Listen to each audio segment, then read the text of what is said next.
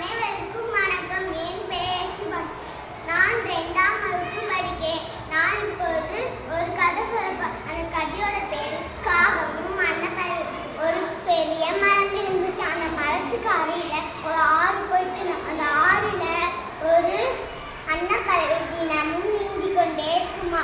நான் ஒரு மரம் சொன்னேன். அந்த மரத்துக்கு மேல ஒரு காகம் வாழ்ந்து வந்துதான். அன்னைக்கு ஒரு நாள் அந்த காகம் அந்த அன்னப்பறவை பார்த்துச்சு. இன்னும் அந்த அன்னப்பறவை வெள்ளையா அழகா இருந்தது அப்படின்னு சொல்லிச்சா. ஓஹோ, இந்த அன்னப்பறவை தினமும் அந்த ஆறுல குளிக்கிறான். நம்மளும் பழமுறை குளித்து பார்க்கணும்னு சொல்லிச்சா. மறுபடியும் பழமுறை குளித்து பார்த்து வந்து வெள்ளையா மறுபடியும் பழமுறை குளிக்கலாம்னு சொல்லிச்சான். அப்புறம் அதுக்கு காய்ச்சல் வந்துச்சான்.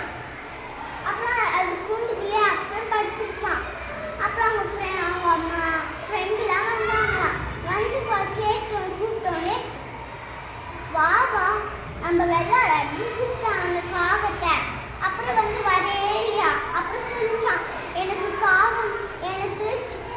காய்ச்சல் வந்துருச்சு, ஆனால் என்னால் எங்கேயுமே வர முடியும்னு சொல்லிச்சான். இந்த கதை மூலமா அவங்கள மாரி நம்ம ஆகக்கூடாது, அது மாரி நம்ம நினைக்கக்கூடாது. நன்றி, வணக்கம்.